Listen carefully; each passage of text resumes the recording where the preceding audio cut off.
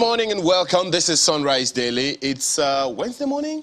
Just to be clear, it's a Wednesday morning. I'm Ayo Makide. Now, just a quick question.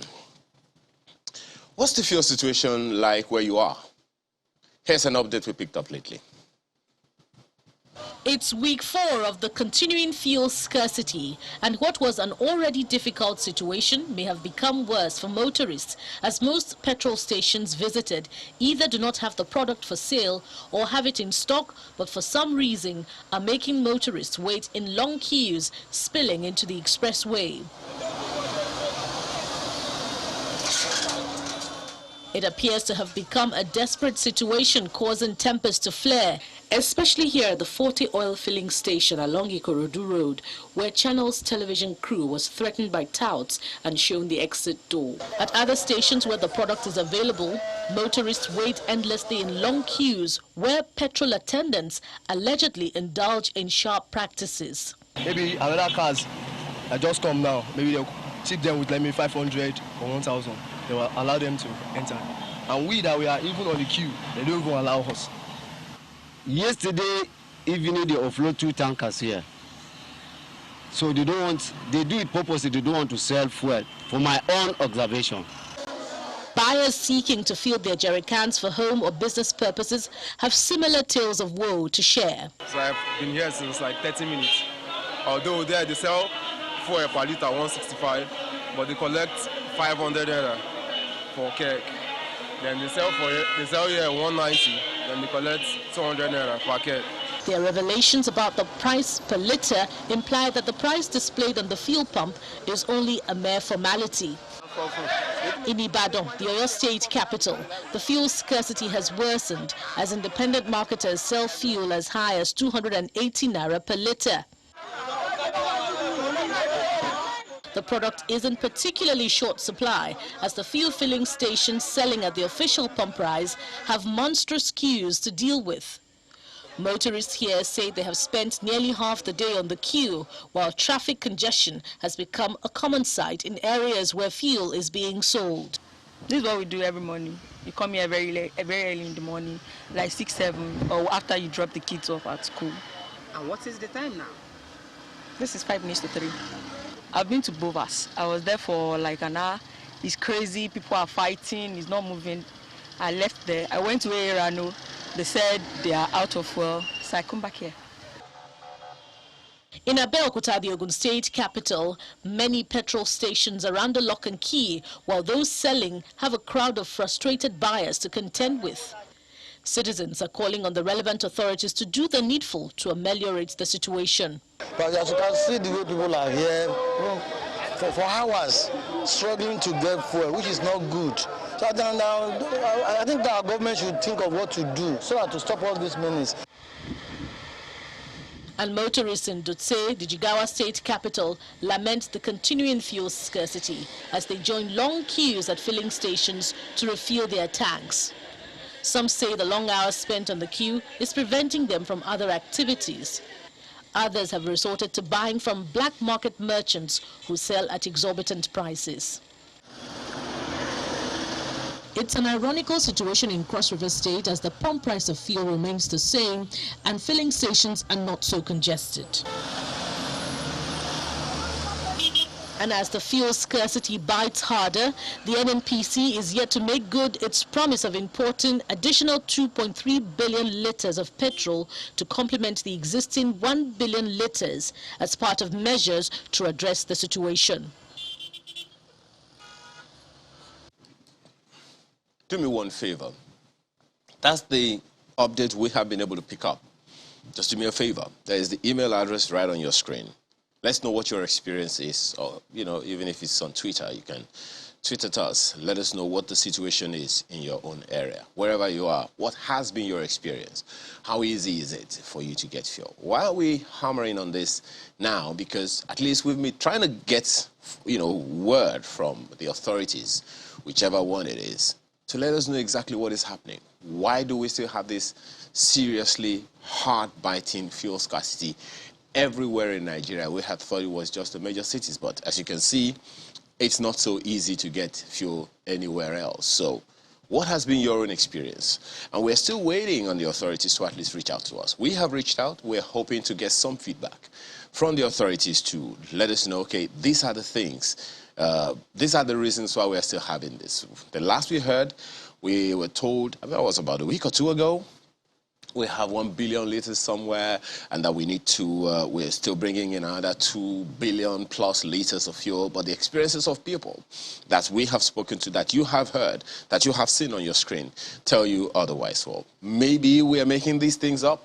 Let us know what your own experiences have been so far in getting this done. Because at the end of the day, I mean, we talked about this yesterday, without energy, there is literally nothing that moves. Just one of the papers yesterday, or was it the day before yesterday, was talking about Nigerians spending 17 trillion naira on fuel or energy in 1 year, in the year 2021 alone.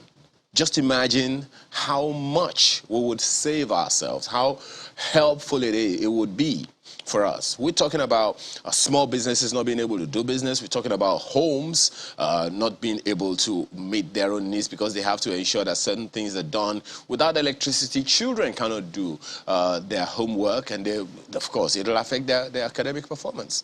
How about healthcare service provision for hospitals who have to charge a lot more than they would ordinarily if fuel supply was something that was regular to them? I hope, I don't know what perspective it will be for women, and I'm sure that my colleague Mark will want to speak to that in a bit. But at the end of the day, everyone is affected by this one way or another. So the authorities, we need to know exactly what is happening. Let someone speak to us.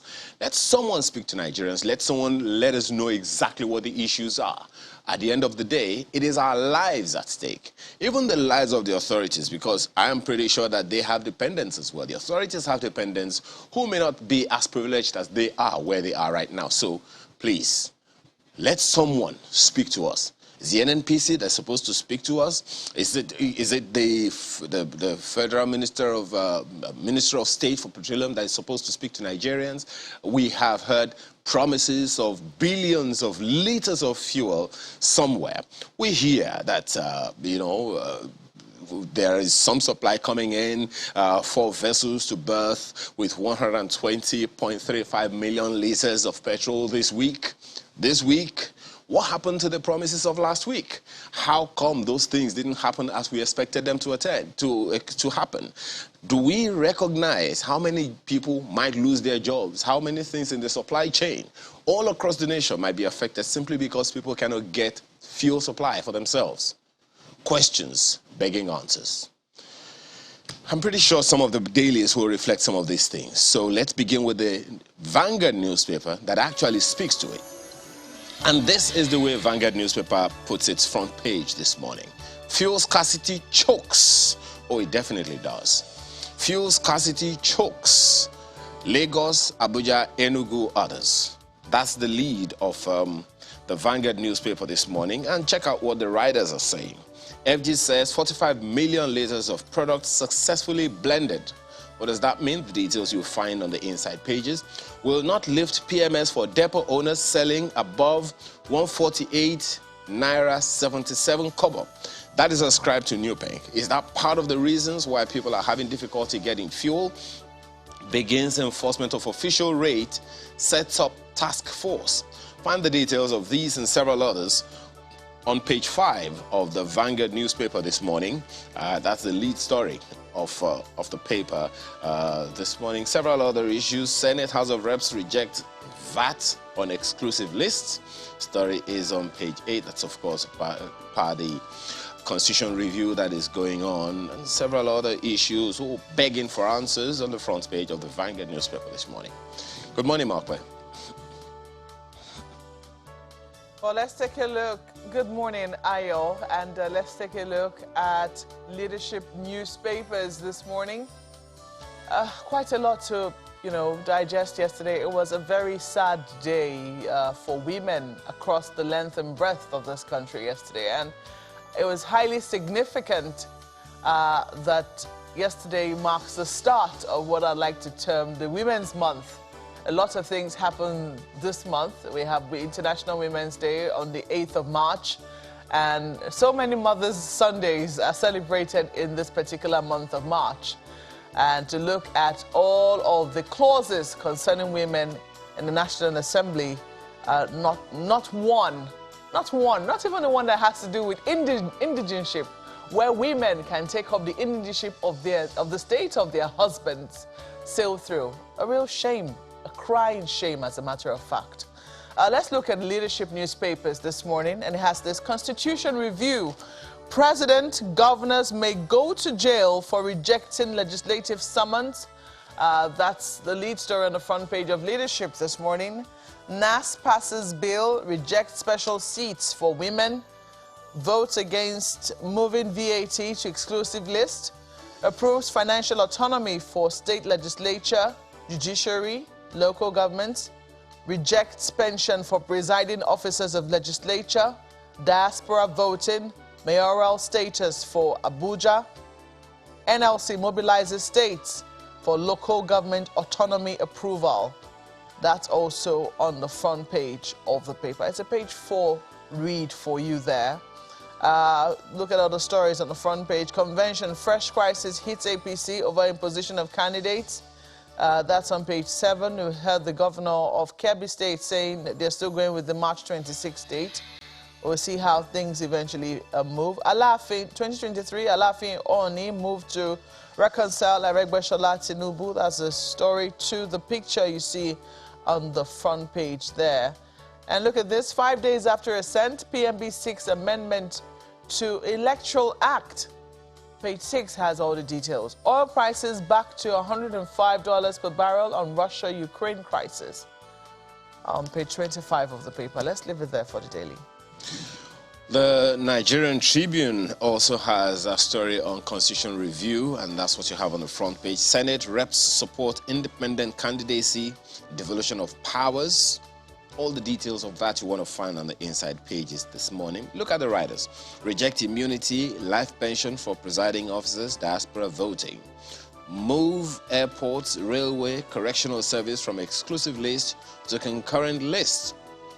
How about we do, okay, so correctional service is now on the concurrent list. How about we move police accordingly? But I don't know. 45 clauses scale through both chambers to be transmitted to state assemblies. Senate passes 47 clauses. Reps pass 56 clauses. Lawmakers reject women-related bills. Senate approves financial autonomy for local councils, state legislature, judiciary. Hopefully we'll get some more perspectives, Markwell, on this issue, especially concerning women-related bills. But I would say, I mean, maybe when the census is done with, we will know how many women versus how many men we have in Nigeria, and how that, you know, can be governed, how women can galvanize that power so that they take the dominance in the parties, and then they'll be able to get this done. But I don't know. That's just off the top of my head, because it will seem like advocacy hasn't done the magic. And that is really, really sad indeed, as you have said. Well, if you want a list of voting, the bills that have been passed, 25 of them on the front page of the Nigerian Tribune this morning, the ones that passed at the reps, the ones that failed at the House of Reps, all of that you will find on page 8 of the Nigerian Tribune this morning. Let's leave it there for the paper. Guardian has on the front page, Buhari leaves for Nairobi, London as fuel scarcity bites harder nationwide. That's what the Guardian has on the front page for you this morning. Kaduna, Ilorin motorists sleep at filling stations. Marketers deny blending of adulterated petrol, say product yet to be evacuated. Will not lift PMS for depot owners selling above 148 naira 77 kobo, says Nupeng. NMDPRA, NNPC deploys security agencies to check petrol diversion. Ex-depot price now 185 naira. So it looks like this price increase is upon us anyway. 185 naira. If you're lifting from the depots at 185, how much are you expected to sell at the filling stations? Is 165 still a feasible amount? If it isn't, can they just be honest and let us know what is going on truly? Because what has happened is that officials do not want to speak to journalists and address the situation and let us be able to give information to Nigerians. I don't know if anyone enjoys this hardship continuing. But page 2 might give you insight into this story. National Assembly votes for devolution of power, council autonomy. It's on page 2. Northern elders back Igbo presidency is also on the front page this morning. A number of stories beneath the nameplate this morning. Some will actually make you very sad. Look at this. 12 people burnt to death in Kano auto crash. That's very sad. And then you also see this disquiet in APC over Adamu Namani as governors allay fears on convention and rift. Let's leave it there for The Guardian. Hope one day Marpa will be able to know why these things seem to happen almost incessantly when people are killed or die because of things that one would say are preventable. Very, very sad indeed, no doubt. Nigerian News Direct on the front page this morning is also interested in the constitutional review process, and this is the lead on the front page. NASS approves financial autonomy for LGC, the local government councils, state legislature and judiciary. Find out the meaning of that on page 3 of the paper. Rejects pension for presiding officers, others. And this one, rejection of bill on VAT, welcome development. That's according to Moda. Find out what that is about. Is it rejection of bill on VAT? What does it mean? Check the details on the inside pages this morning of the paper. Well, Malcolm, this might cheer you up. Sanwo-Olu is promising will deliberately push more developments to Badagry. What does that mean?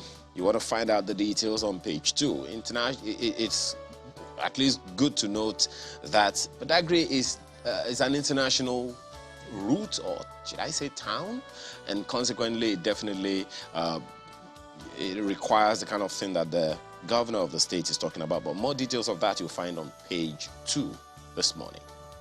That's the Nigerian News Direct. Well, tell the governor we certainly will be holding him to his promise. That you can bet. And yes, it is cheery news indeed to know that that backwater city or backwater town is going to be getting the attention it rightly deserves. It's not a question of, it's not a favor. If Nigeria and Lagos remembers Badagry, it's not a favor. We actually do ourselves a whole world of good because a lot of potential rests in that little town, that little sleepy town that seems to have been cut off from the city of Lagos by lack of access roads. But let's look at this now. Daily Trust is what is on the front page now. National Assembly stops state local government joint account, rejects slots for women, opposes pension, immunity for presiding officers, approves financial autonomy for state legislatures, judiciary, Senate reps differ on mayoralty for FCT virtual court proceedings. I was a little sad on that. A lot of things, well, maybe there are some things to chair in this, and I don't want to give opinion, but just looking at what happened to women, and I'm glad that Daily Trust has put it in the lead headline there. It's not a rider. A lot of things made me sad as a resident of the FCT and also as a woman. But Ayo, thanks for trying to cheer me up. How National Assembly voted on amendment of the 1999 Constitution. You have details on the front page. Another thing is how they conducted it, so that you know where each legislature stood on some of the issues that were voted on yesterday. It was required that they sit in their seats and they had to use cards, and the vote was coming in and it was easy to see. So some of the questions we'll be posing is how our lawmakers voted, and I think that women should remember that. It's not all of them who voted against it. There'll be questions to ask as to where did you stand when these issues were raised for women. I think women should ask those kind of questions. APC, Buhari rejects moves to drop Adamu as consensus national chair, is on page 14. And 2023, Kwankwan sought to dump PDP for NNPP contest presidency. Looks like that will be no surprise. Buhari for 2-week medical checkup in London. And that was already captured as well. Alaafin Oni moved to reconcile Tinubu Aregbesola on page 14 of Daily Trust. Let's leave it there for the paper. Question someone might sneakily ask you is, are they quarreling? The Daily Times newspaper this morning is interested in the strike, and that's it. FG working to address ASUU's demands. Find the details of that on the front page of the paper this morning. That's according to Ngige, the Minister of Labour and Employment. Says over 92 billion naira paid so far as part of implementation of agreement reached with the union in December 2020. TUC threatens to embark on industrial action, condemns education minister's walkout on NASS. That is definitely something a little worrying and due for attention. Above the nameplate, Buhari urges Nigerians to collaborate with security agencies, says more could be achieved in bringing law and order to various parts of Nigeria with full cooperation of citizens. I hope the president has also been informed that there have been cases where citizens in the different localities give information to security agencies, and there was retaliatory attack by these bandits, or whatever word you want to use. Okay, terrorists. Yes, that's the word. They gave information to security agencies, and these terrorists went back and attacked them for doing just that. I hope that's been factored in as well, and that there will be protection for the people. That's the Daily Times this morning. And if we're to look at New Telegraph, you'll see this. APC National Chair, Buhari meets APC governors, insist on Adamu. CECPC Chair, Buni, 10 other governors absent at the meeting. Southeast lobbies for National Secretary slot. March 26 convention date sacrosanct, that's from party governors. So you find all the details on page 4 of the paper. It's all about politics on the front page here. Russia-Ukraine war, many Nigerian students stranded at border posts. Is there something we can do about that? Because that's what we're beginning to hear more and more, that our students will get there and they're told to go back, or they're unable to make their way through. Is there anything that Nigeria can do to help our students who finally are able to make it to the border? These are some of the questions we need to ask. Diaspora Students' Union send SOS to federal government. Protracted sanctions to impact Nigeria's subsidy bill. 4.8 billion naira COVID-19 vaccines imported from Moscow in Q4 of 2021. And you also see this focus on the National Assembly's Constitution Amendment. NASS okays financial autonomy for local governments, judiciary, others. Rejects pension for presiding officers, special seats for women. Senate removes railway, airport, power, VAT from exclusive list. Passes bill to empower NASS state assemblies to summon president governors on security. Pages 3, 8, and 26 have details for you. You know, sometimes you bail the cat. Are they really able to make it walk? That's a question you have to ask them. But at least it's a step, some people will argue. Pages 3, 8, and 26, again, will give you details. PMS, 4 vessels to berth with 120.35 million liters this week. Lagos Delta to receive products. We won't lift PMS for depot owners selling above 148 naira 77 kobo. That's from Nupeng. And look at this. Oil prices at a price we've not seen in a long time. Oil price rises above $105 ahead of OPEC Plus meeting. The sad part is that Nigeria isn't benefiting from that because we spend almost all of the profits on subsidies. But let's leave it there for New Telegraph. Well, it's definitely something very troubling, and I hope, I sincerely hope, Markwe, that the authorities are listening to all of these. How come we're not cheering when there is a boom? Concerns? Something to worry about? That's the papers this morning. We're back to take on some of the issues raised already, and that will certainly interest you. Stay with us.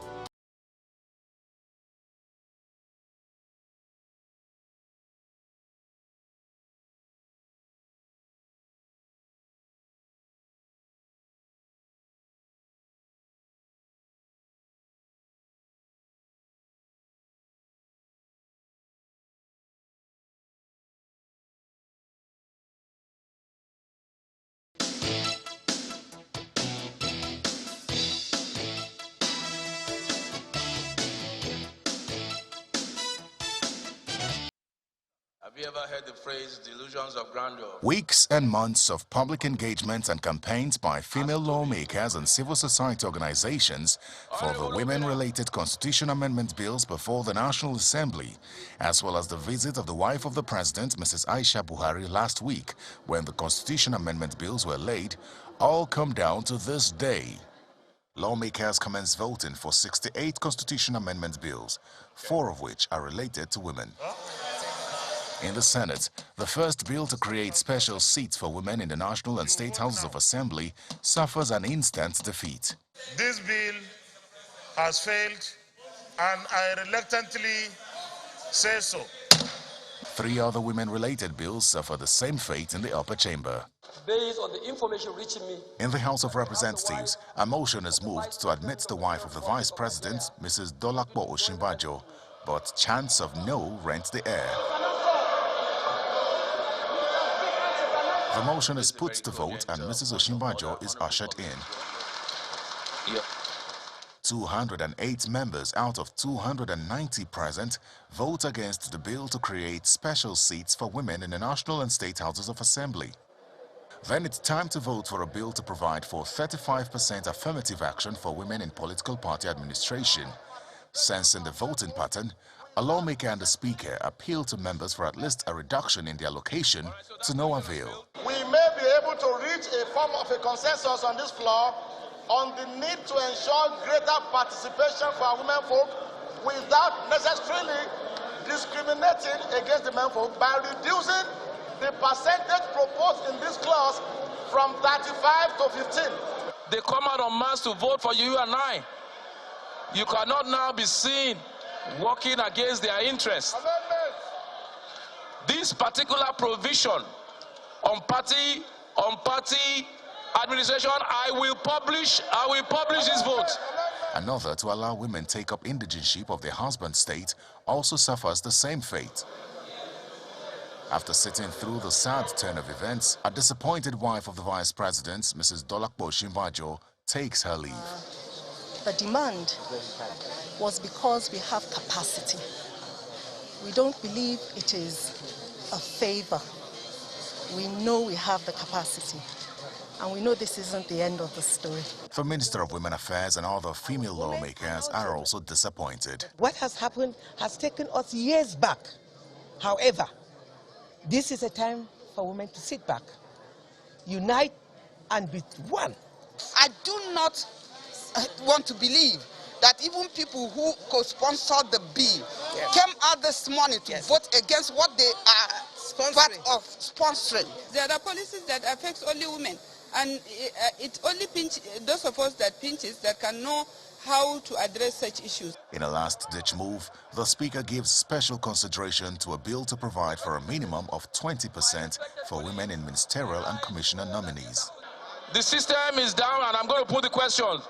Those in favor of the 20% for women, say aye. Those against, please say nay. Clearly, 230s, the ayes have it. 20% for women.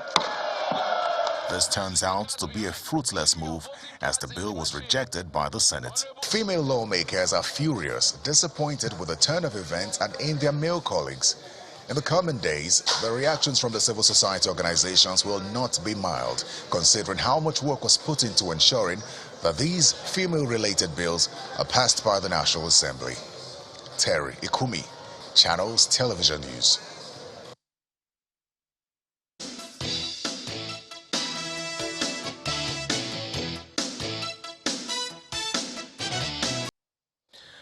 Those are some of the issues we'll be looking at this morning. We have with us, joining us via Zoom, Yemi Candidate Johnson, who is a senior advocate of Nigeria. You're welcome to the program, sir.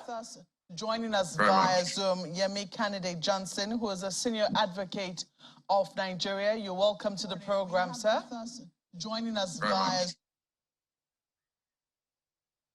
And we also have 2 wonderful guests here in our studio. Well, we'll decide if one of them is wonderful after we pose the question to him. But I know that I have one wonderful, at least, confirmed here.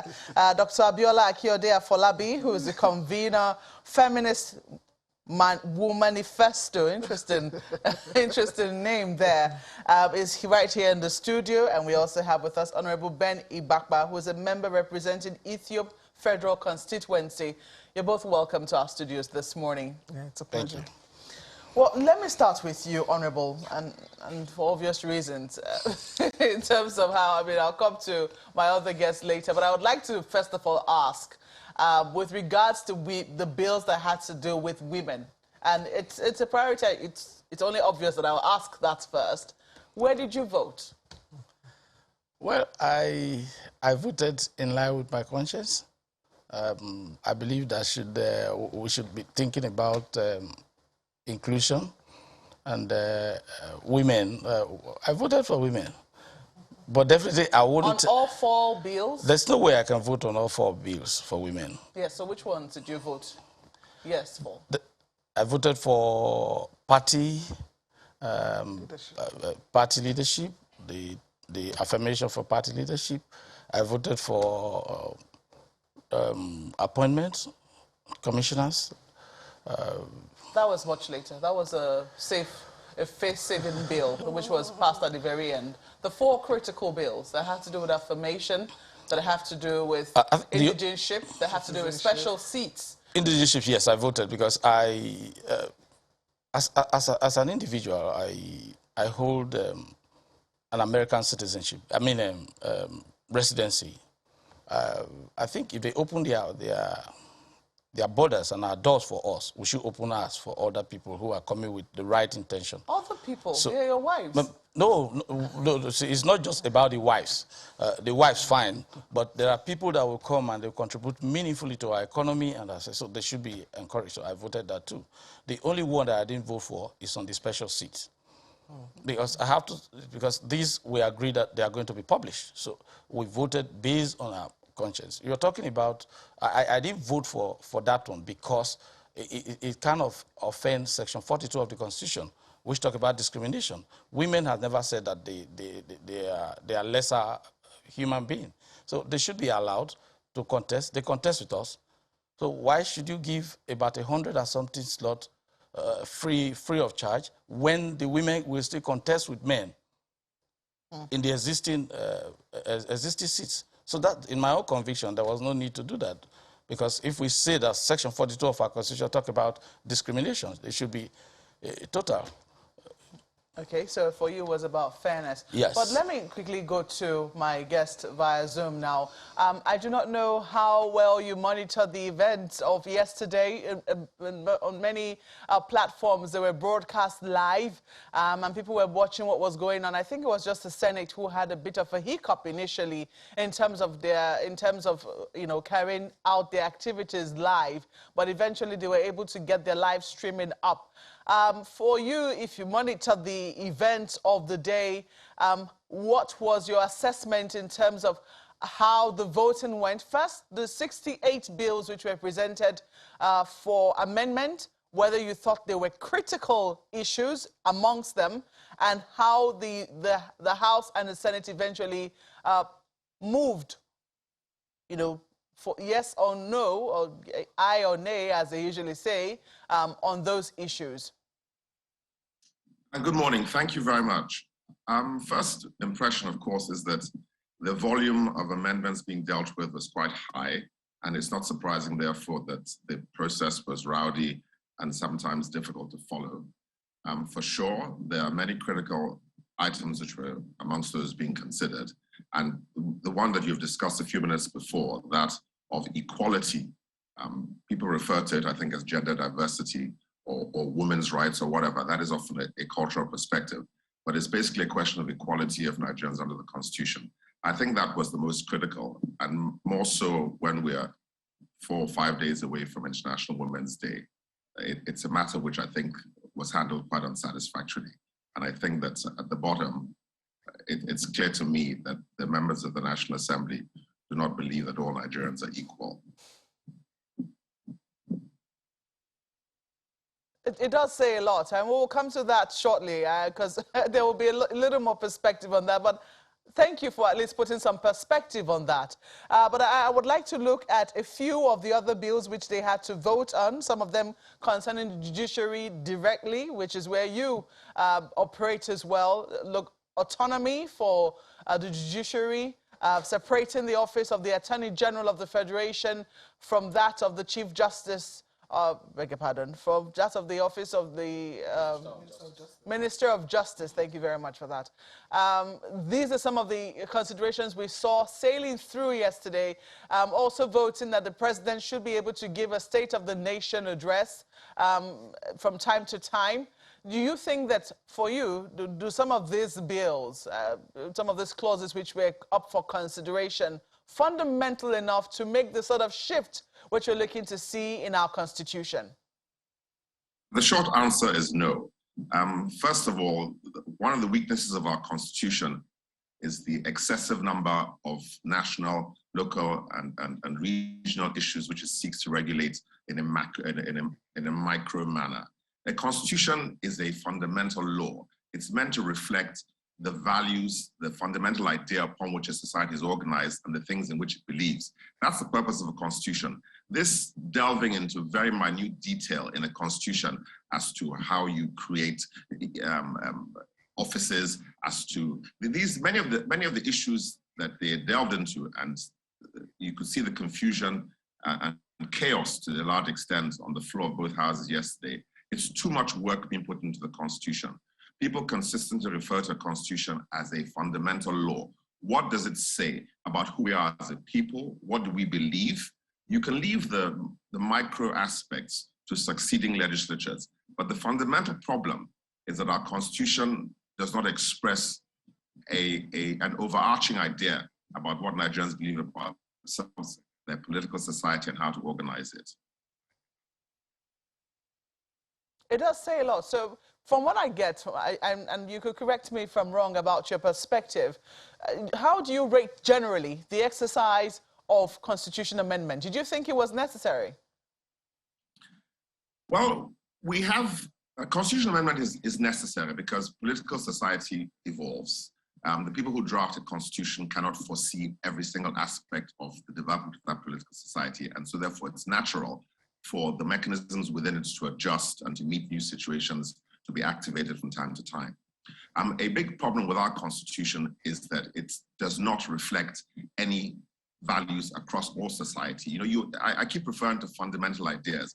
This is very important because if you agree about a fundamental idea upon which your society is organized, then it's easy for you within that context to attend to smaller issues as you go along.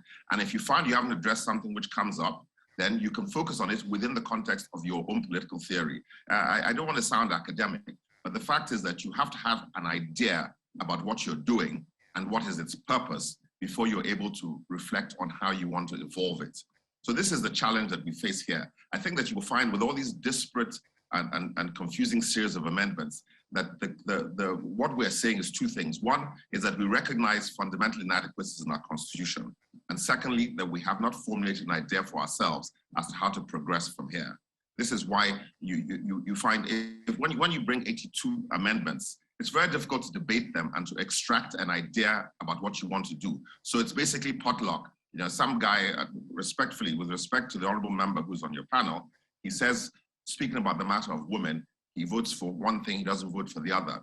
Basically, if the idea is rational and it is based on fundamental ideas, it's difficult for you to chop and change as to these things that you're doing. So I think that the confusion that you will find on the floor and amongst many members of our legislature is that they don't understand the purpose of the Constitution. They don't understand what values the country represents and what we're trying to present to the world.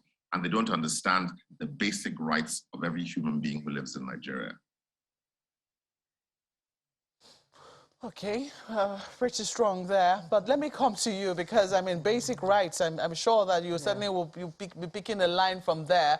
My colleague Terry did say that he expects in the coming days that women CSOs will certainly be up in arms with what has happened in the National Assembly. How did you see it coming? Well, we wouldn't say no, because we know that we're in a society that is highly patriarchal. So what we did was to try to make attempts to ensure that we reach as many people as possible. To the extent that we had the UN Women supported gender experts on the Joint Committee of NASS, on the National Assembly Committee on Constitution Review, as a way of ensuring that the critical areas relating to women, will be discussed at that level so that they can also understand some of the nuances, around issues of gender equality. We also had a meeting with the Conference of Speakers. So we've been on this for like about 1 year, trying to follow up one way or the other. I recall that Plaque also did a lot of research to even explain the rationale behind the 111 seats and all of that. Now, in other countries, they were talking about 35% affirmative action. But the National Assembly settled for 101 seats, which is not up to that request for 35% affirmative action. After a whole lot of negotiation, we cannot give you 35% because it's a lot.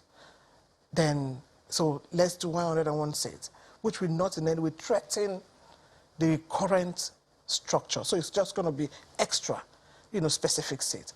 And the argument was also made at a point in time when they were asking, we said, can they delineate new senatorial districts so that those senatorial districts can represent that seat? They said, oh, no, they don't want that, So we then said, okay, but in other countries, like Tanzania, they have the women constituency seat. So these are people who are sitting in the National Assembly, to represent women, youths, people with disability constituency.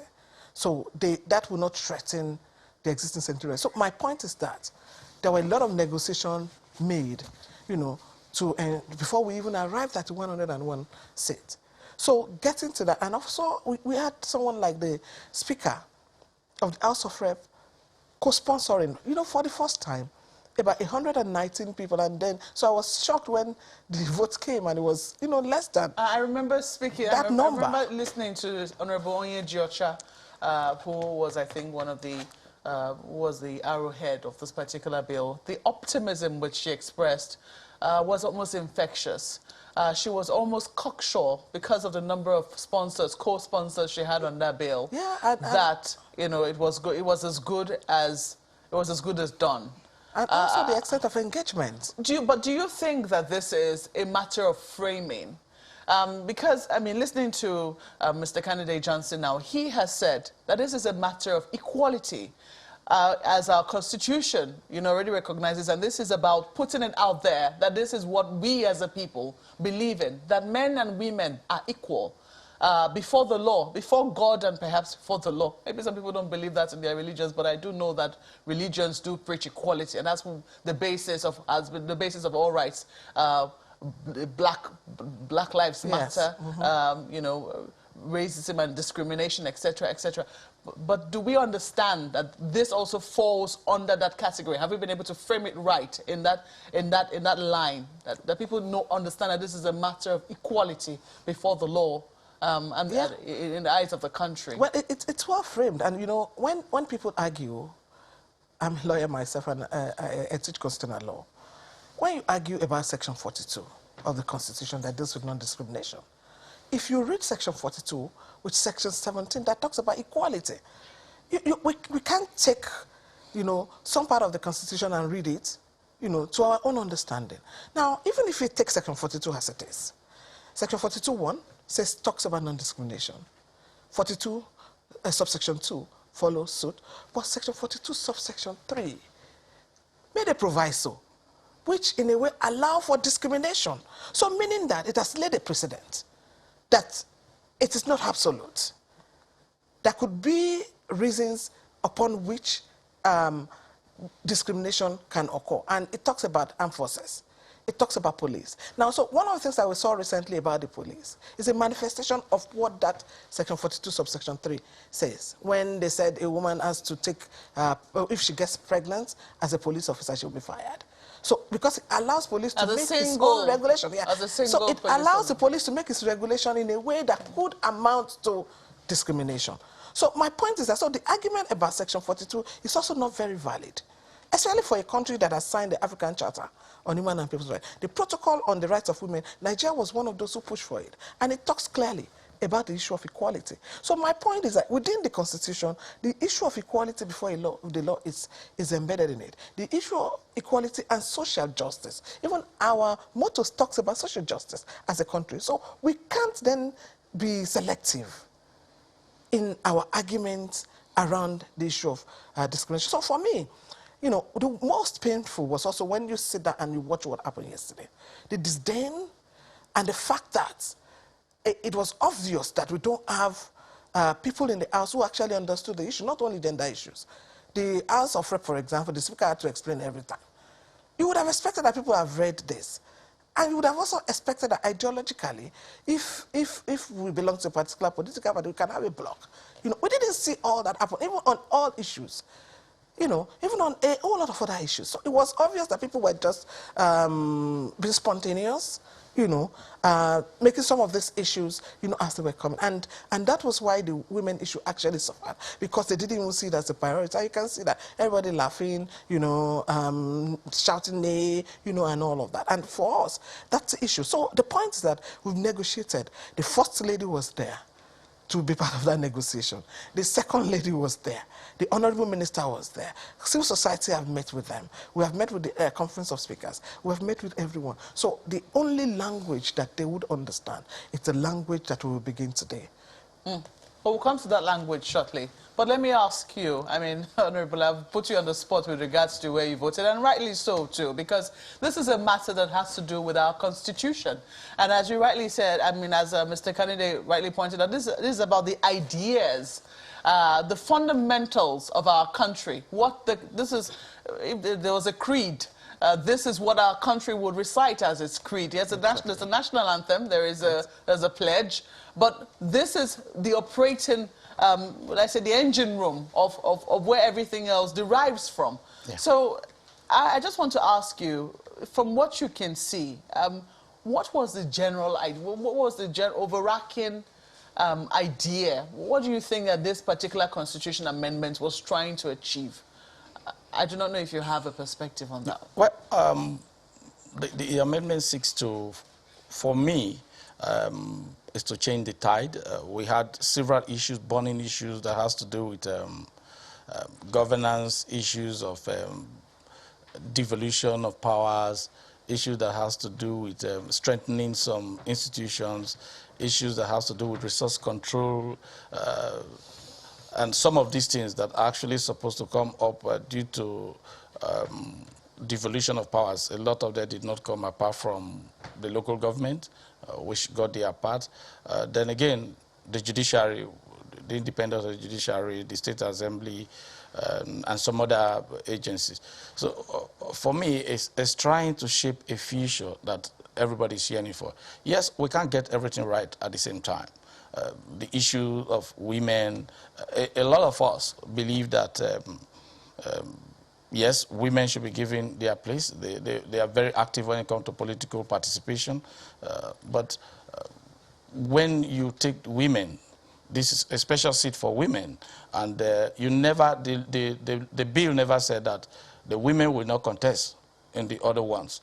Now, the woman will come and contest in the existing ones, but you have special seats for them. Again, they could not, in their negotiation, they could not get the National Assembly to create fresh constituencies or fresh senatorial seats. So where are they really going to represent?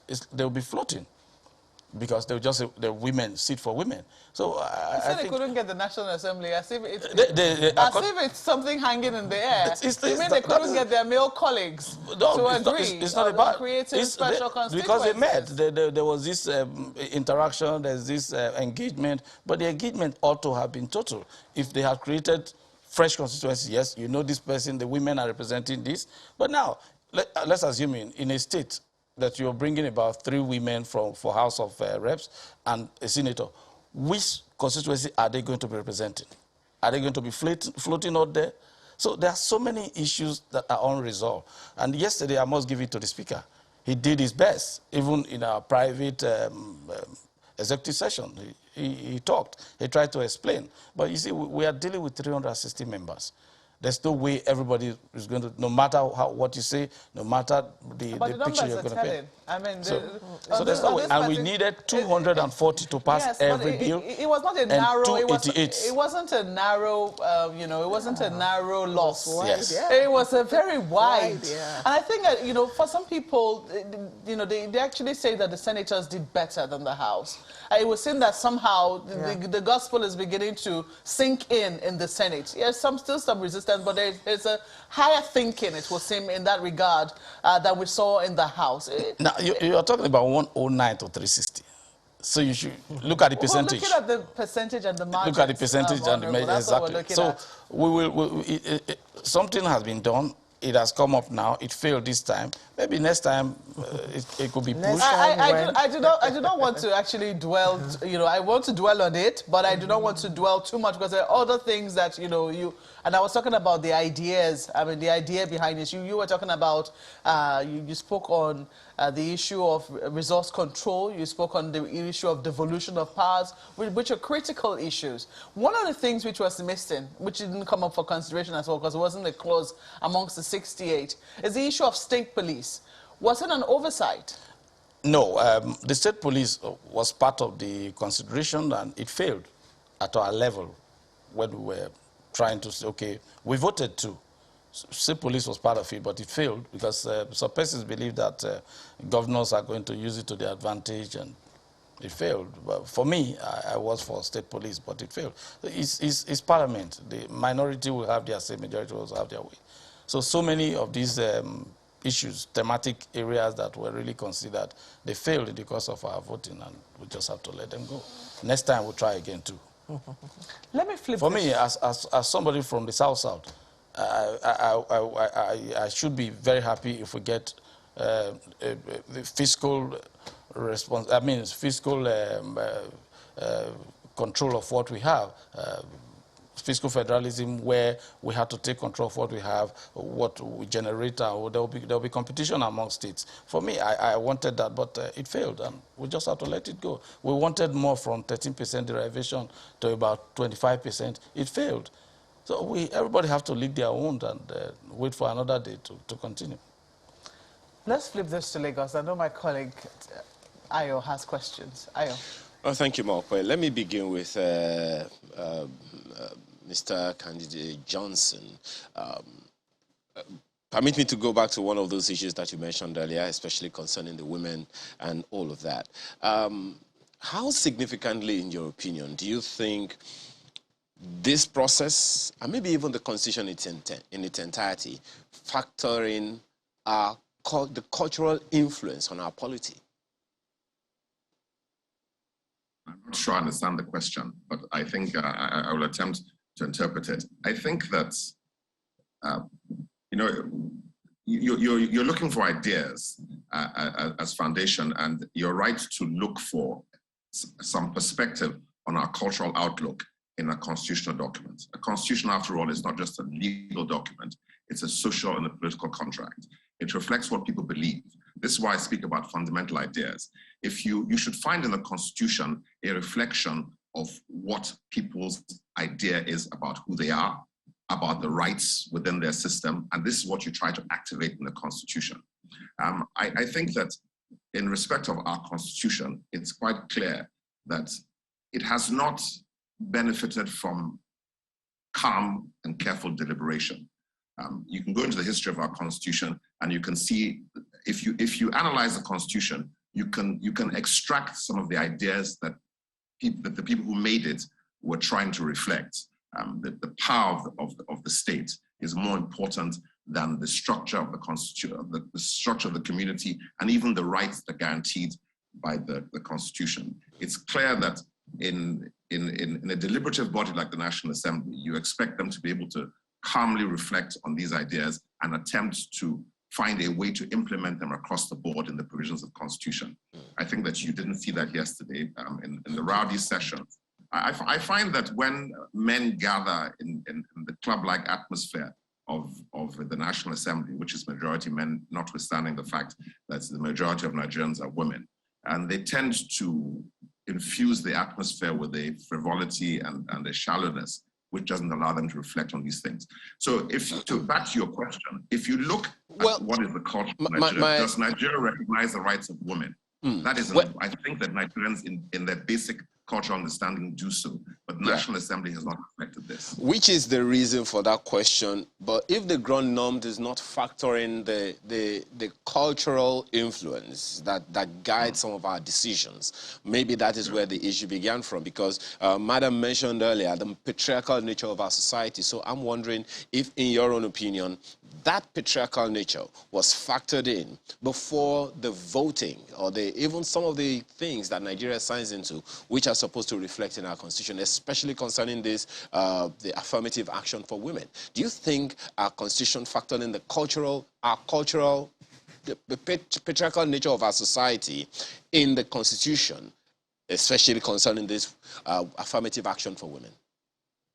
Yeah, I get the point now. You know, patriarchy is a dominating idea in our country. Many people in power consider instinctively, reflectively, or even without speaking it, that there is some dominance of men. If you look at the language that is used by members of the National Assembly, even the gentleman who is with us here, the honorable member, he speaks about negotiating, about giving people things. You know, we're talking about rights. Rights are things that belong to a person by virtue of their being a person. If you're negotiating about recognizing rights within the Constitution, then fundamentally your social and political contract is shaky.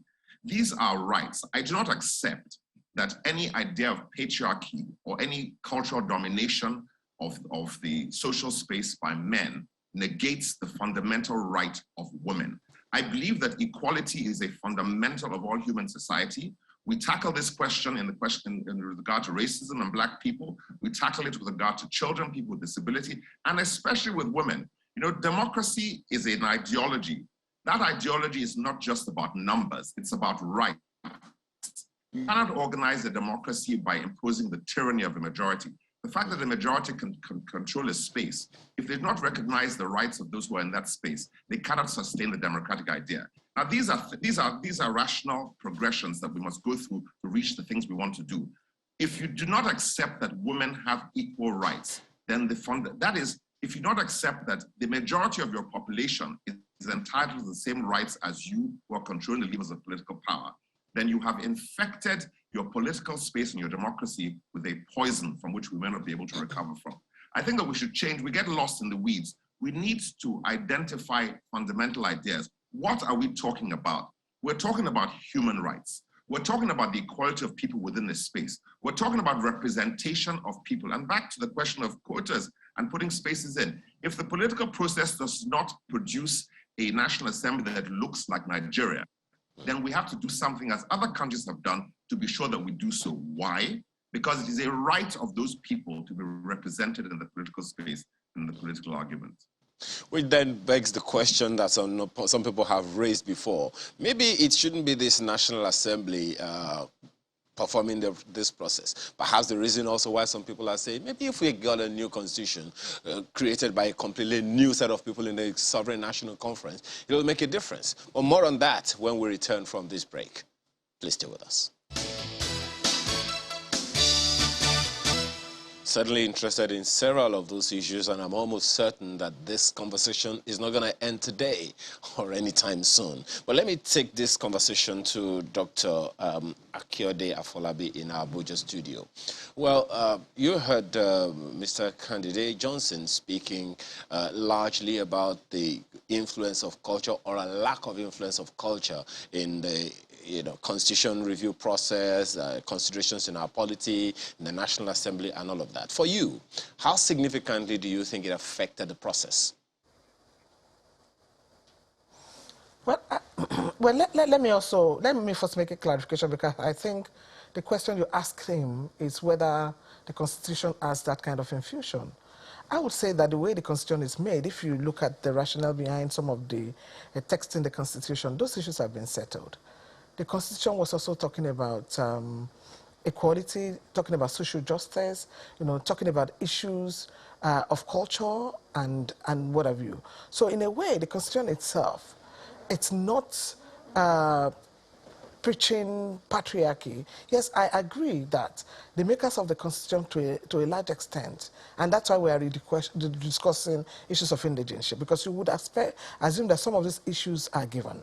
You know, and of course we have also argued that those who made the 1999 Constitution were majorly men, so they didn't see some of the issues, and that's why between 1999 and 2022 we kept talking about the issue of citizenship, we kept talking about the issue of indigenship, the issue of affirmative action, you know, all the issues listed, because those issues were, if you look at even in terms of language, the language of the Constitution does also not reflect, you know, that cultural understanding of the values of equality, you know, all through the Constitution. The only place where the word woman or she was used were areas where the Constitution discriminated against the women, you know, and the girl child. So the point that, you know, patriarchy plays a big role, you know, in our existence is well made. But what I would say is that Nigeria is not an island on its own.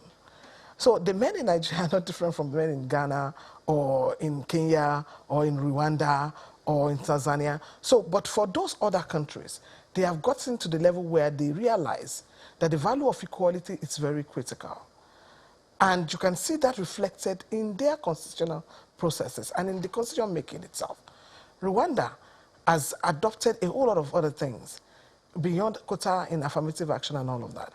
And today we have more women, you know, controlling Rwanda, you know, having power in Rwanda. And it's better for them, you know. So we have in other countries also. So my point is that recently, even in Kenya, the gender rule was included in their constitution. So why is it so difficult for Nigeria since 1999 till 2022?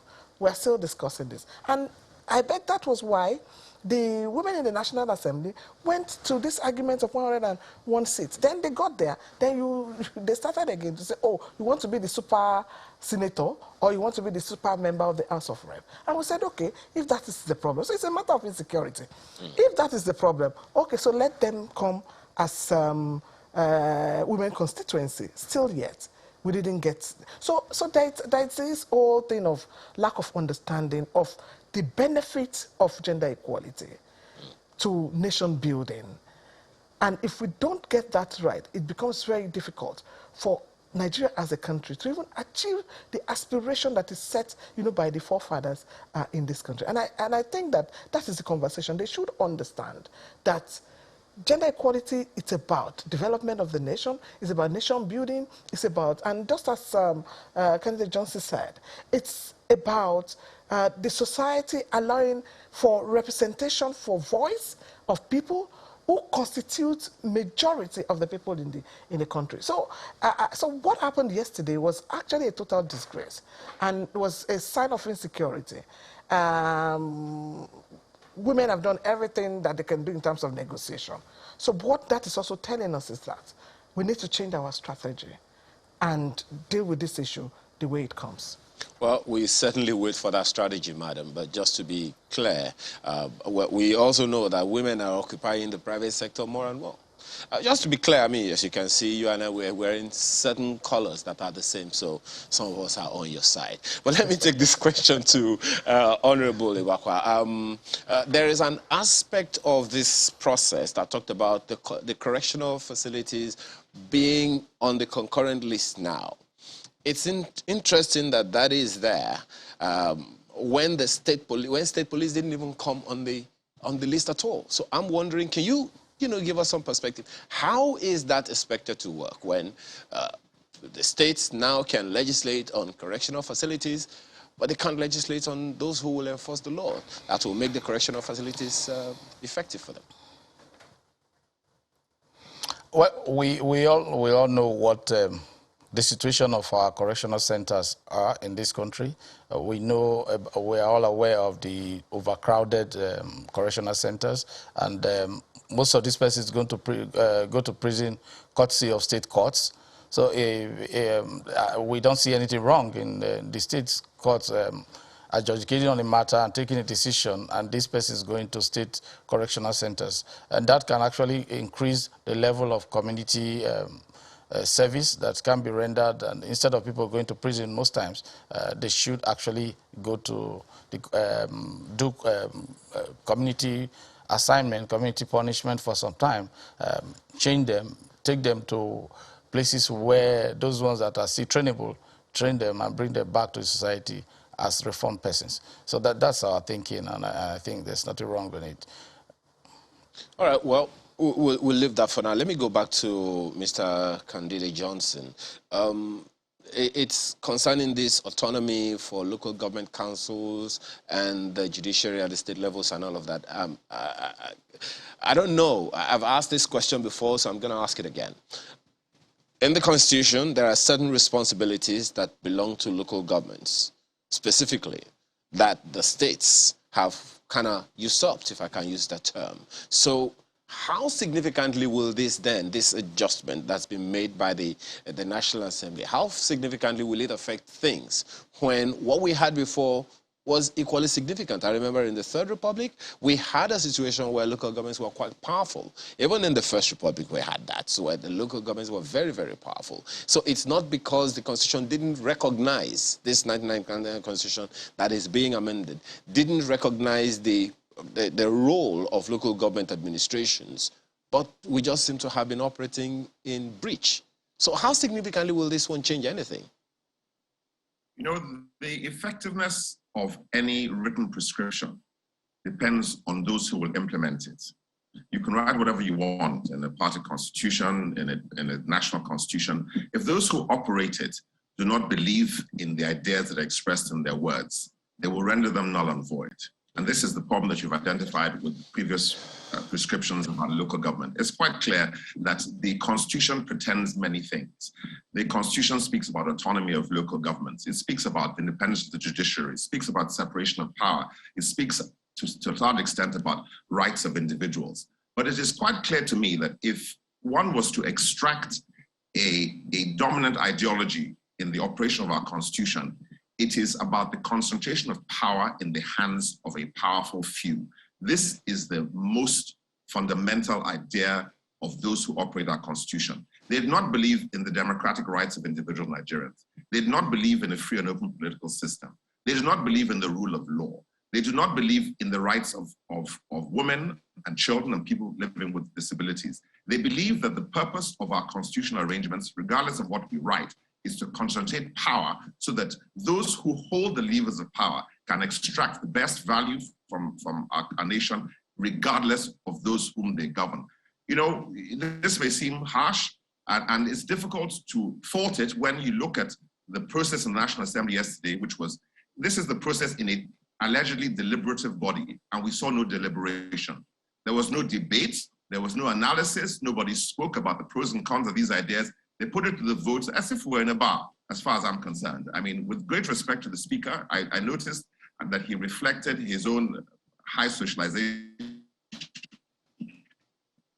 to lead that body in a way that they would calmly reflect on the fundamental things that they were doing. But in the chaos, it then became, you know, people throwing their hands about the place. There was no deliberation in what is meant to be the foremost deliberative body in our nation. So what happens in the midst of all this noise and confusion is that the silent idea that political arrangements in Nigeria are about confining power to the hands of an unrepresentative minority and allowing them to hold us bound while they extract the greatest value for themselves. That is the overarching idea of our political arrangement. And this is what we're seeing played out. So we write these things in the Constitution, and we can't have no guarantee that those who are operating the Constitution will move to effect them. And this brings me to what I think is the most important thing. Women have the numbers. Youth have the numbers. They are ill-served by the present political arrangements. And what they need to do is to take political power from those who have sat on their necks for this period of time. Is there anything in the Constitution or even in our political setup right now that you think can give them that oomph to do what you've proposed? Well, they have to believe. I know that one of the biggest problems we have about participation in the political space is lack of confidence in the processes in the election. People don't believe in the elections. Low voter turnout is a reflection not only on lack of confidence in the electoral process and our democracy, but in the legitimacy of the governments that it produces. We have to create legitimacy for our government by taking control of our government. So whatever process is available to us, the only process that is available right now is participation by elections, by registering to vote, by turning out. You know, if 10 people turn up at a polling unit when 9,000 people are registered, it's very easy for some criminal to write the result. If 2,000 people turn up, it's less easy for him to do so. If less people register than have a right to vote, then there's less of the space is easier to manage by those who have a malign intention in that political space. The fact is that the only way to secure democracy is to use your hands and your feet and to participate. You can't give up. If you give up, then you surrender exactly to this mysterious group of people who believe that men are superior to women. You know, I remember they said in America that a black man was worth a third of a white man. We all recognize that to be such a revolting and offensive idea that the world across the world will reject it. What we see in the treatment of women in their participation in the political process, despite the fact that they are the majority of voters and that they're the majority of the population, is that the men who control the levers of power in Nigeria do not believe that a single woman is up to 1/2 of a man, if that. And that is a disgrace. Well, just one question for you before we go back to Abuja. Speak to the issues concerning, autonomy for the judiciary in the states as well. You've spoken about the fact that some people, when they have power, they just want to use it the way they feel should be used. Is there anything in this constitution, as far as you're concerned, even in this process or in the reviews being made, to compel compliance with the law or the constitution by the governors or any of these people that you have spoken about? Well, again, when you write a provision, you can make it what you want. And one of the aphorisms of law is that the constitution is what the judges say it is. The idea of separation of power is a fundamental to our constitution, which means that every branch has power within its constitutional remit. The remit of the judges is to tell us what the law says and what it means, and they should interpret it in the context of our democratic aspirations. So when you talk about autonomy, there are multiple levers within even the existing legal provisions for the judges if they are minded to respond in a rational, progressive, and effective way to achieve many of these objectives. Because whatever you write, it has to be interpreted. What does the Constitution mean? What does this law mean? This is the job of the judges. But even in the judiciary, you will find that it is so, the philosophy is so diffused, so diluted by political interference, by a variety of rights, by inadequacy of quality sometimes with the judges who are appointed to the high and the higher benches, that they cannot themselves rationalize and express a rational philosophy of judging. The absence of that is also a defect of our constitutional and political arrangement.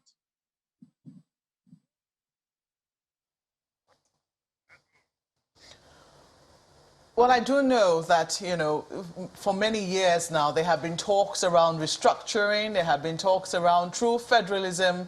Honorable Benny Bakba, you talked about how resource control did not pass through, getting even more derivation, more for the derivation formula also did not sail through. There have been talks about how this national, not just this National Assembly, the National Assembly as constituted, as constructed, is not capable of making the shift that we truly need as a people. I know that you're a member, but having been there now a few years, do you think that the people who push this idea have a point? Yes, before I go to that, let me just correct an impression which the SAN posited. Yesterday was not a day for debates on any of those bills. Debates normally come up at the second reading of a bill where the general principle for and against are discussed.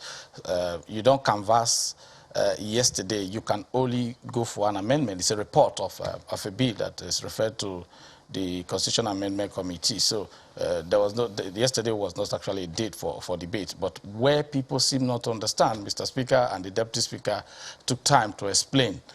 It's expected that you have the report. We had reports for about a week now before yesterday, so that we can go through it and probably understand. Everybody are not lucky to be part of the amendment. So just to put that in okay, just quickly, the issues, it also means that the issues which did not pass first reading, which is what was happening yesterday, the votes yesterday, will not come up for debate. Isn't that correct? It will not come. No, there's always, first reading is just mentioned.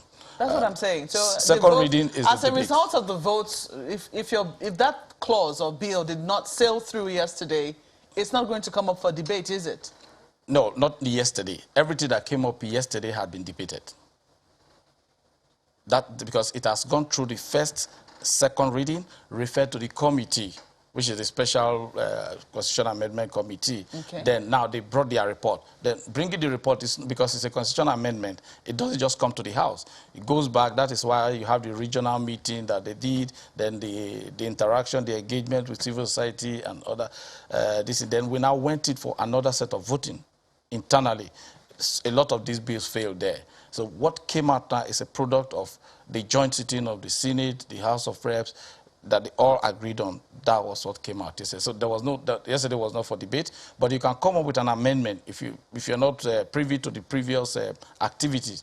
You can come up with an amendment, which we did yesterday. There were a few amendments here and there, but yesterday was not really a date for debate. So there will be no further debate on this? No, for now, no debate. It goes to the State Houses of Assembly.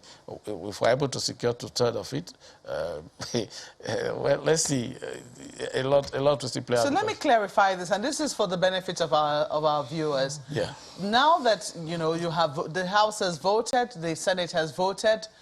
Usually we know that there's some harmonization, but we understand that in this situation, if it did not pass, if a particular clause or bill did not pass in both houses, that clause does not sail through to the states. Is that not correct? It does not sail through. Okay. Yeah. So back to the question which I asked you.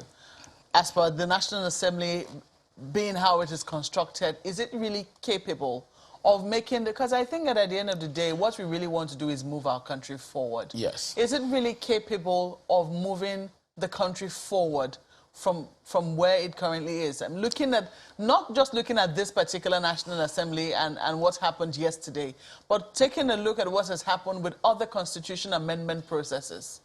Well, yes, the National Assembly have the requisite, the Constitution has given them the responsibility, and I'm sure they are very, very capable. They are other, apart from, I think we should not just throw the baby and the bathwater away at all times. The National Assembly have been, risen up to certain occasion most times. What about, some days ago, Mr. President signed the Electoral Act. We had far-reaching, thank God he said not just this one. You have a National Assembly that was able to override the president veto to bring the NDDC board on, NDDC to stay. You have other bills that has actually worked for Nigeria, but if for once the vote for women did not sail through, it's something that is more desired. We wanted it. People wanted it. People crave for it, but it didn't sail through. We have to. You know, Honourable, I'll be very honest with you. When you miss one, the question I asked you. When you miss one, wait for the other one, another opportunity to do it. The question I asked you, it doesn't have to do with women. I mean, yes, that is a part of it. Yeah. But when I ask about it is true that when we move forward, we should be able to carry everybody along. Especially if we consider that women are at least 50% of the population, and everybody should be carried along, and we should pave a path for the girls who will be born into this country to say that we recognize that you're equals.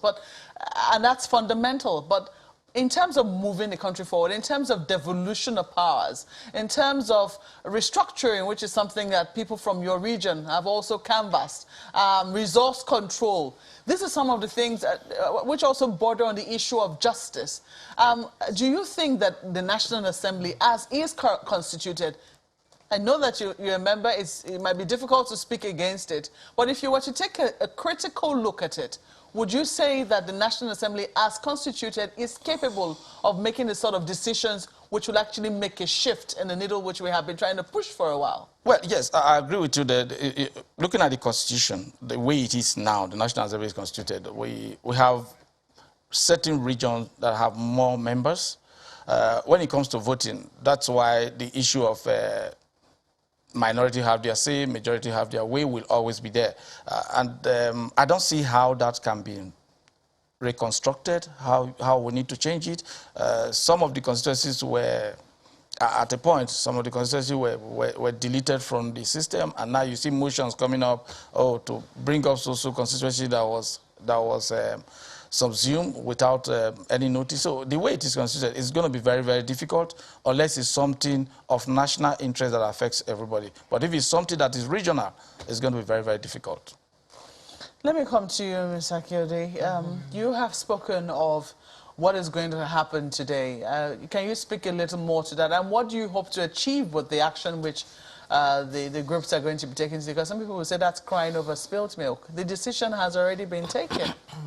Well, we don't believe that that decision is final, because we think Constitution should reflect the aspiration of the people.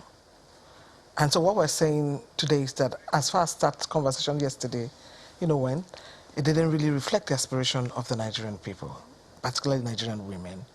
And so what we're doing this morning is first to insist on having an emergency meeting with the leadership of the House to rediscuss this issue. It might have not happened before, maybe because we never also tried this before. But we believe that as a people, we should have a right of audience. We should have a right to renegotiate whatever decision has been made at that point. Now, we saw a lot of things happen yesterday. There were amendments made, so meaning that it's not probably cast in stones. So we want to insist as Nigerians that they should reconsider some of these discussions. We can't live in a country where we are not seen as citizens, where we don't have equal citizenship, we don't have equal leadership, we cannot speak, we cannot breathe, the system is down. We can't continue in that kind of country.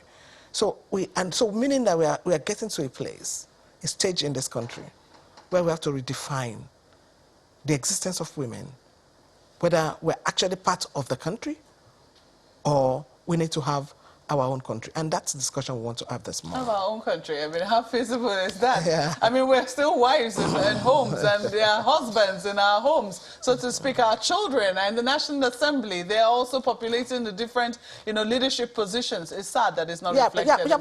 But it's not reflecting that way. Yeah. It's not reflecting in that way. We're not seen as co-owners of this country. That's what it means. The Constitution is the grand norm. It's the most fundamental thing to anyone. So if the Constitution cannot guarantee, so all the work that we're doing as civil society, it's as good as we're not really doing anything. So what's going to happen today at the National Assembly? So we're going to occupy the National Assembly. Simple. What do you mean by occupy the National Assembly? We will be there. We're sleeping there. Let them come out and speak with us. If they don't, we are there with our mats, with our stoves, with our pots. They are already there this morning. And this is just the warning. We would insist on having a conversation. We need to have this conversation. Even if women win the battle here, assuming there is some reversal, assuming there is some reconsideration and it eventually sails through, just assuming, what is going to happen at the state houses of assembly? We've started that conversation too. We have met with the speakers, and we have grassroots women. We have women across the country. So we thought we would get here, better. So we already had a plan and a strategy for that. So we have network across the country.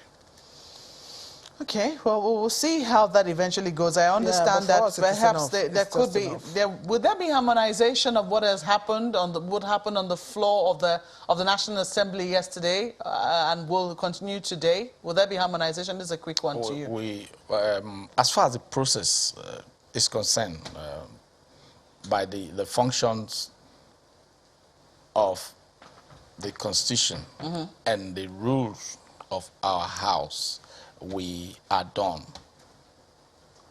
Okay. ADOM, and it's just for the committee leadership to put it together. And that's the harmonization, isn't that? Whatever failed at the Senate level has failed. Whatever failed at the House level has failed. But if you failed in the Senate and passed in the House? It has failed. Okay. It takes two to tango. We'll see how it eventually, goes down. Maybe there will be some amendment to these rules. Maybe there will be a review. We do not know. But today is another day to look out for. We know that the voting process wasn't completely done yesterday as it stirred the waters. And I think it's a notice that we all should be interested in what happens in the chambers of the National Assembly. After all, they're there to represent their constituencies, and naturally, we all come from one constituency or another. But let us see how matters eventually pan out when eventually it goes down today. We have to thank our guests for coming in this morning. Mr. Yemi Kandide Johnson, a senior advocate of Nigeria, joining us via Zoom. Thank you so much for coming on the program this morning. Pleasure. We also had here with us in our studios Honorable Benny Bakba, who is a member representing Ethiopia Federal Constituency. Thank you for not being afraid to express your views here this morning. And of course, my dear sister, Dr. Abiola Akiode Afolabi, who is the convener Feminist Manifesto. Thank you so much for coming on as well. It's a pleasure. Well, that's how we leave this segment. We'll be back shortly to also take a look at another issue which affects the nation's youth this time around. Please stay with us. Our university lecturers here deserve good pay. The worker is doing his wages. So if we compare with what obtains in other climes and are not adequately remunerated, nothing stops government from, within the lean resources that we have, do some compensation raise and make them happy. So we are not opposed to that, but there's a process, like I explained to them. The process is that the committee, internal committee in the Ministry of Education, headed by chair of pro-chancellors, will submit their report, and the report will be looked at by the officials of the ministry in conjunction with the National Salaries, Incomes and Wages Commission, so that they make sure that none of the allowances so proposed runs counter to government extant fixtures. Say, example, if you are talking about per diem for university lecturers, you will not make it different or be above what is in the Eastern Circle. These issues we are discussing, we can resolve it in 1 week. If these countries have to declare emergency education because of what we are seeing today, we will solve this problem in less than 3 days. But the strike is going to 3 days, and we are still talking. Nigerians want to see action. The students want to see action. My members want to see action. I also believe the general public want to see action. And I believe this can be done easily if the leadership of this country believe that in education, if they believe that there are crises in Nigerian education, primary, secondary, university, if they believe that we are losing so much money, we are losing heavy quantum of money to other countries because we need to fund our education.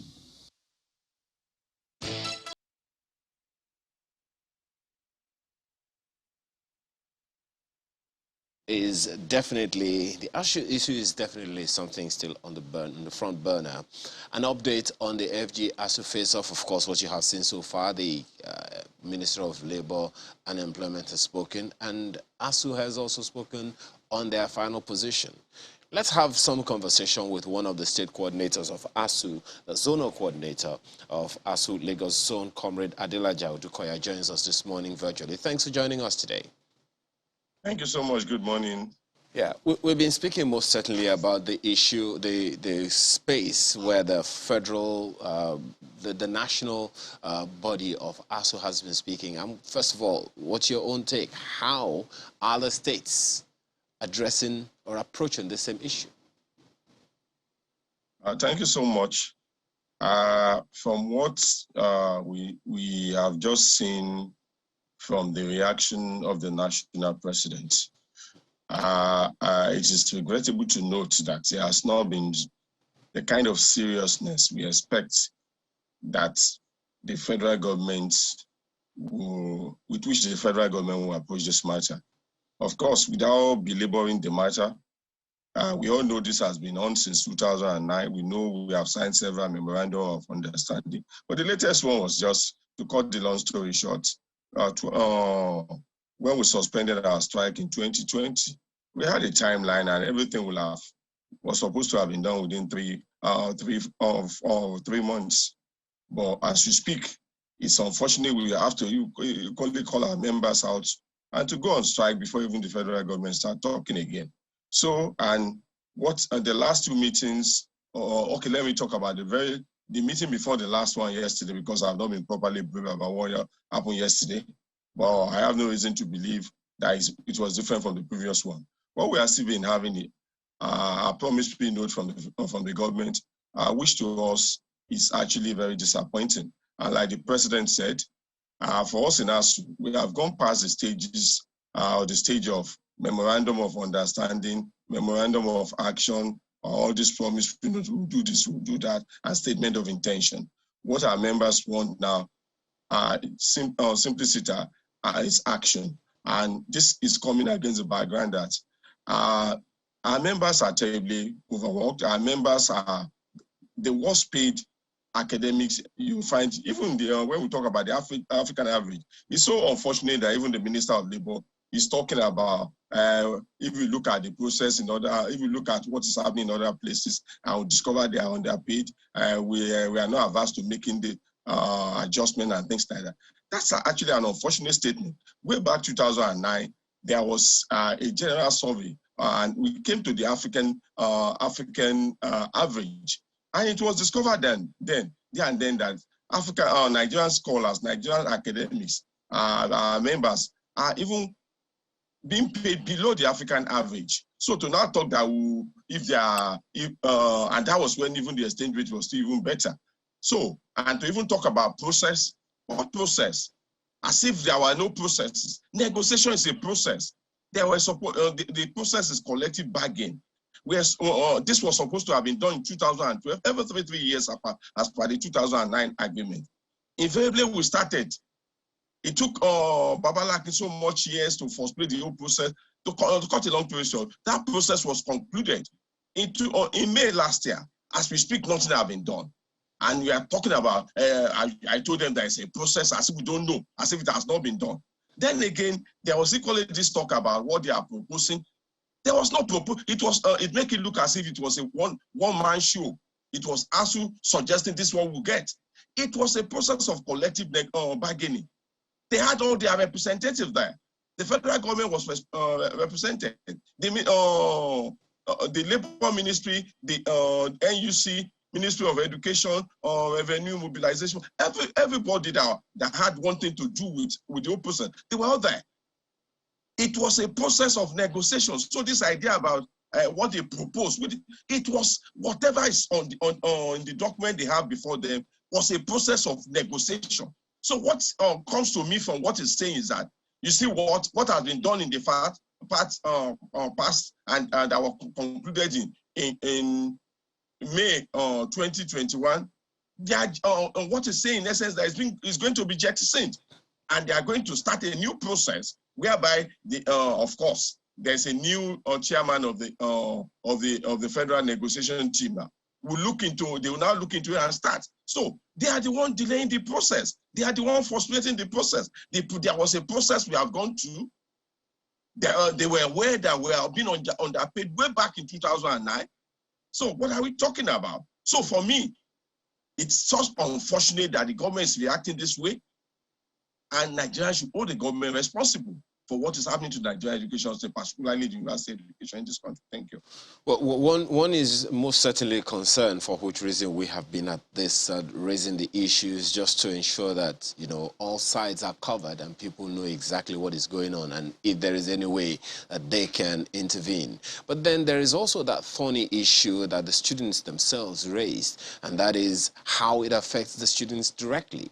Every time this happens, it is the students that suffer the most. They lose age, they lose time, they lose investments, they lose the rents and all of that that they put into some of the, school, the apartments that they have to get and all of that. So is this something that that's also of concern to ASUU? Yeah, thank you so much. Certainly. It's actually, you see, each time we have our strike, we're forced to have these strikes, and we ended up agreeing to this memorandum of actions, memorandum of understanding that we know from experience. We are no fools. We know from experience that government, even at the moment they were signing, from their antecedent, more often than not, they are not ready to, or we have to come back to even go to another strike to make sure that they do what they should do, what they have willingly entered into. But we do that quite often than not, and every time, because we are concerned about the situation, about the students. Because you see, we are parents too, and unlike the politicians, unlike the top government officials, we can equally not afford to send our kids abroad. Our own kids too are in the same university. But unlike the average students and average parent that are out there that is only bothered about the paper certificate, we are bothered about the quality. Because when you talk about university education, you're talking about global education. You are talking about universal content. You are talking about education that will make you competitive anywhere in the world. And that's why you see all this global ranking. So it's unfortunate that some people, most people are only just bothered about, let the university move on. Open the university, get the students out. No, for us, it's more than that. So we're bothered about the student because we are lecturers, we are parents, we have our own kids there too. And more importantly, it equally affects us. We can equally not do our own trade. We can't move around. When I talk about move around, I'm talking about going for conferences, doing our researches and things like that. So it's unfortunate, and that's why we say we should all jointly hold the government responsible. Okay. And well, let the government do the students themselves have also, called for, a role in this ASUU struggle, if I can use the term like that. In this video that you can see on the screen right now, they were in the office of the Minister of Education saying they want to be a part of the process as well. And the minister agreed that, maybe that part hasn't been looked at, hadn't ever been considered. I'm wondering, since you sit in the class with the students, and they know some of the pressures that you are going through to get them the kind of education that you decide that you give them. How is ASUU taking on board the part of students being a part of the process with ASUU to get this whole academic tertiary education on the front burner and better? Thank you so much.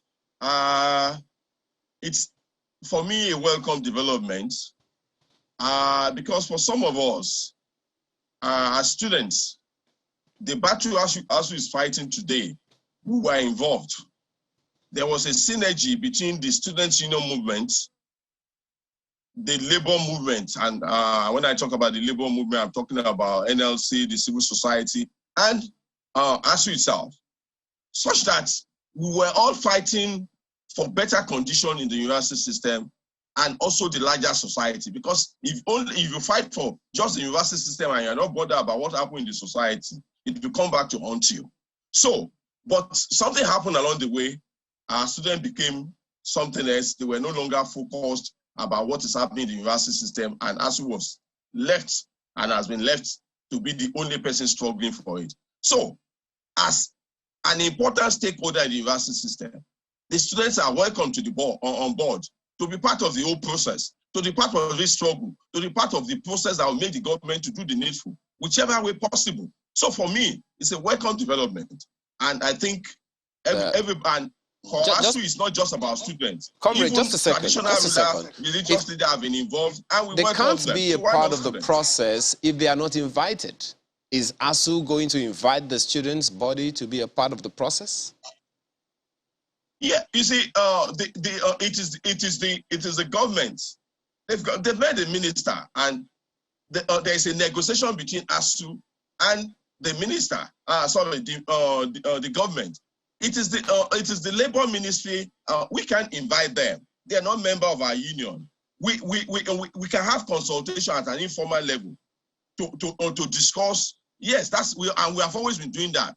So, TUC, for instance, comrade, just 1 second. TUC has made it clear that they are on the side of ASUU, especially when the students, decided to protest. They said that they are on the side of ASUU. Consequently, I'm pretty sure that they'll be interested in joining forces with ASUU, to get this done. The students have indicated their interest. Don't you think it's a fair idea for the students, for ASUU, who has a direct relationship with the students, to invite them to be a part of the process? It's not membership, per se, it's just a partnership for this process. No, I've said that. I've said we are always, for example, if the news in the last 2 weeks, I think last week, you see the zone D of ASUU, that is those within the Lagos, Lagos, Ogun State ASUUs. They call them ASUU NASS Zone D. They had a press conference where they said they had a meeting with the Lagos zone, that's my zone there, of ASUU.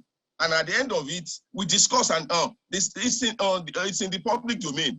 They released the discussion that we had a meaningful discussion and how to forge ahead. So that's what I'm saying. We are always discussing. We are partners.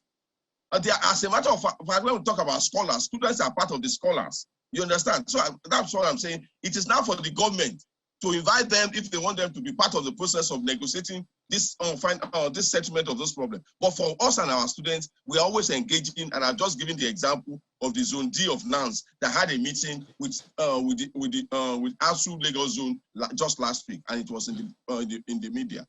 Okay. Well, comrade, I'm a little concerned about something, and when I talk about these things, it's always about the future. The students today who are in tertiary schools, universities, and the rest of them, some of them will become lecturers in another 10, 15, 20 years from now. By the way we are going about this, the process so far, the number of the kind of situation we have on our hands when government and ASUU are not on the same page. What for you are the concerns if this same set of students become lecturers and they have to go through the same thing that you're going through? Yeah, it's actually the sad trajectory I was trying to paint the other time. As a student, I suffer this pain. And I have some of my colleagues there that even not 20 years, 5 years ago, when we were actually during the President Jonathan, they were students and they were complaining. But now they have joined on, and they have seen what we're seeing. So the 20 year you are talking, yeah, it's so the tragedy would be if we stop doing what we are doing, if we don't collectively force government to actually do what it's supposed to do, to be responsible in terms of actually making sure our education generally is the way it should be. There might not be a university where those people you're talking about will be lecturers, because we all know the state of our public primary and secondary school now. That is the way our university will have gone, if not for this struggle that it seems most of us don't seem to understand. And again, people talk about the private university. The figures are there. Yes, they open every time, but again, even when you go and look at the statistics, how many percentage of the students are going there? And when they even finish there, where do they come to do their masters and things like that? So these are the issues. If the struggle we are waging at the level of ASUU, other students and other stakeholders don't join us, I'm afraid 20 years down the line, those students may not have a university where they may be lecturers.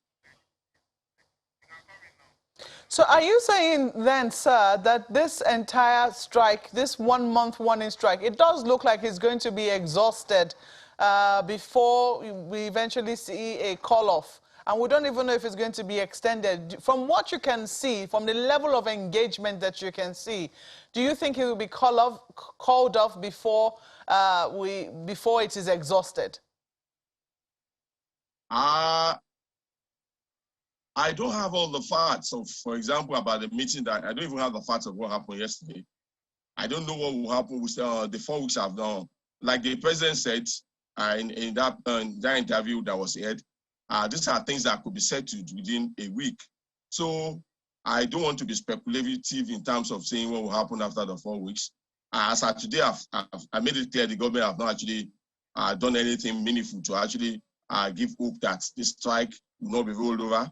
But again, 1 week, like the president said, is enough to do the miracle and things like that. The facts are there. There are no new things. It's just for the government to do the way they attend to their own personal things that personally favors them. If they face education that way, and this issue to be resolved. So until the end of that 4 weeks, I will not be in a position to say what will happen. So you do believe that the 4 weeks might be exhausted before we see a call-off? I've not said that. I've said I don't have all the facts and I can't predict the future. It's possible.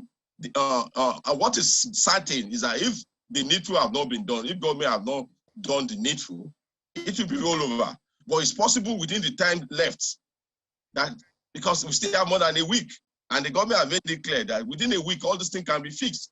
So if it is fixed within 1 week, or the next 1 week, why roll over? There will be no basis to roll over. So that's what I'm saying. It is difficult for me to say this is what will happen until we assess what happened at the end of the 4 weeks or before the end of the 4 weeks. Can you tell us in very clear terms what the take homes now, what you think really needs to be done in the 1 week? We know that, you know, the list of things that need to be done are quite a lot in general from the 2009 agreement. But what are some of the basics that ASUU is asking for before going back? Thank you very much. And I will be very honest and frank with you. The signing and implementation of the 2009 renegotiated agreement, that this with our condition of service, that is non-negotiable for our members. I repeat, the signing and implementation of the 2009 renegotiated agreement, that this with the condition of service of members is non-negotiable. And two, the immediate deployment of UTAS in replacement of the obnoxious, oppressive, and exploitative IPPIS that even government agencies, the Auditor General of the Federation, have shown clearly how it has actually encouraged corruption rather than actually stopping it. Those two things are non-negotiable for our members. And that could be done within the next 1 week if they are actually serious about it. Well, we have to thank you, Comrade, for being a part of this conversation this morning, and we can only hope for the best. So, so many other questions to ask you, but we're completely out of time. Comrade Adelaja Odukoya is Zonal Coordinator, ASUU Lagos Zone.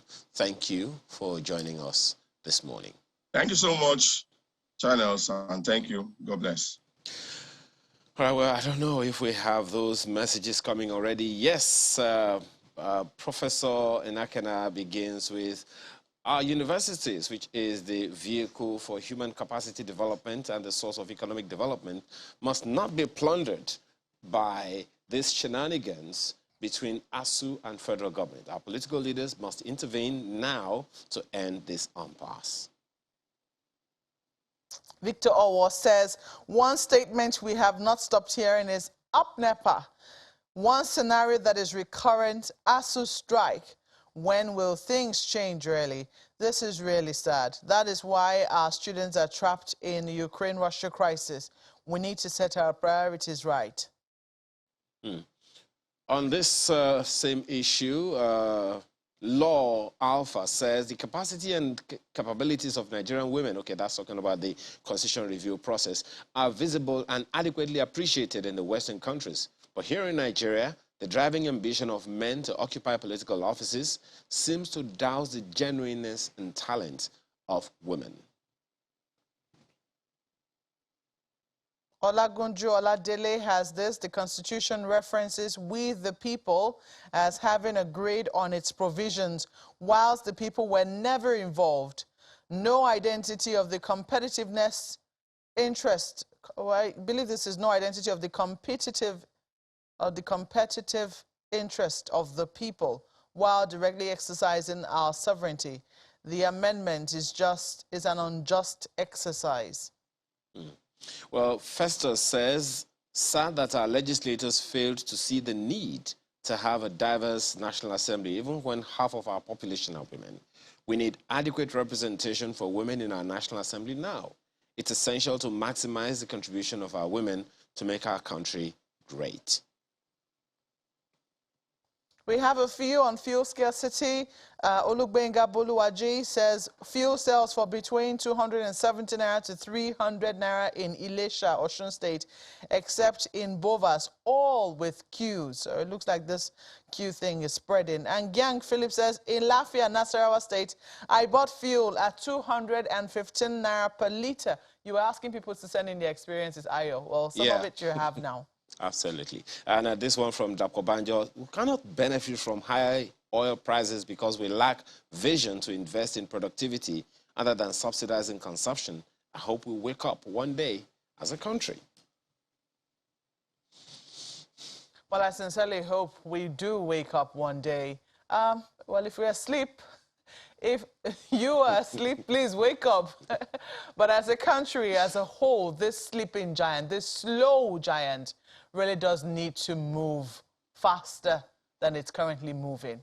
And we hope that with the work that we do and the contributions which you also send, and, you know, in your collective spaces, that we will begin to see that move, however slight it might be. Thank you so much for watching this morning. Thank you for sending in your contributions. I'm Maokwe Ogun Yusuf. And with the gender bills shut down, what next? More on that subsequent days? I don't know. I'm Ayo Makide. Have a wonderful day.